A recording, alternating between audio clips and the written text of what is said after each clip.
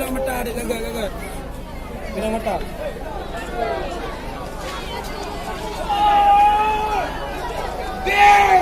Oh, kami dah nak pemuda.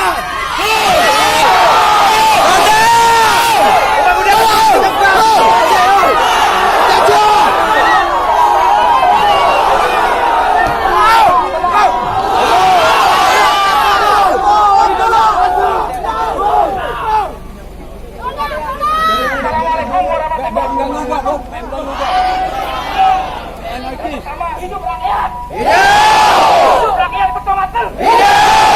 Hari ini rakyat Naga pesan kepada Ketua FPI yang bahawa ribuan terima kasih kepada masyarakat betul saya yang juga menyelamatkan Aceh dari tangan-tangan kotor.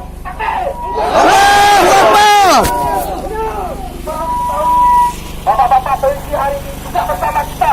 Mereka menjaga kita, mereka mengawal kita. Kami baik, kami bersama selalu menanti dengan Bapak Kapolres. Bapak Kapolres juga mendukung kebijakan kita bersama. Yang penting aksi kita harus tertib, aksi kita harus tertib. Hanya satu tuntutan kita, yaitu tolak PTMS. Tolak! Karena itu menyelamatkan bangsa Aceh. Diketahui Petong Ati sudah pernah berdarah. Jangan sampai Petong Ati berdarah kedua kali. Allahu Akbar.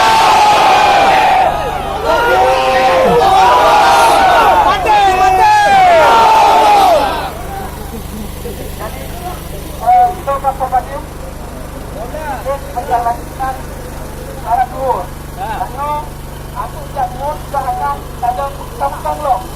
Karena memang kita salah dua, kamu salah tiga, aku baru akan ikut. Itu kebijakan yang bangsa paketnya.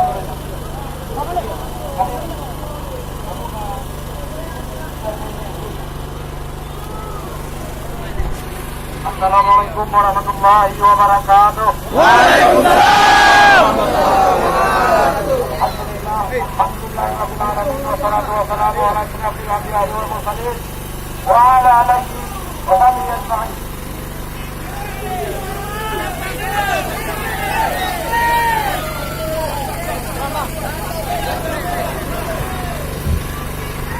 Ya lumah tumin Allah maaf.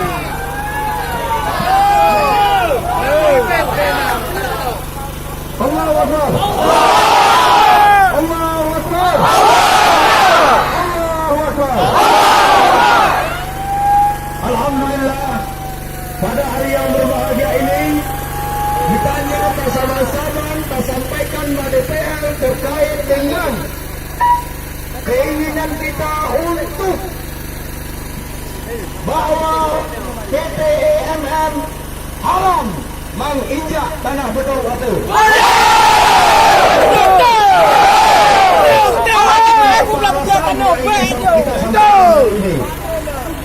Yang pertama, kerusakan lingkungan yang kita khawatirkan akan mengundang bencana, betul? Yang kedua, ada situs-situs sejarah yang perlu kita pelihara. Betul, merupakan tanah para pahlawan terdahulu dalam rangka memerdekakan NKRI ini, betul? Allahu Akbar.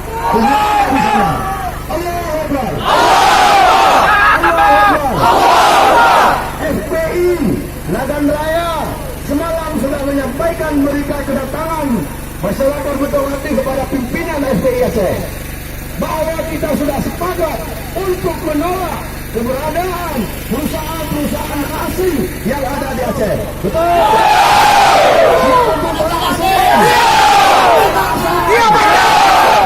Karena kenapa?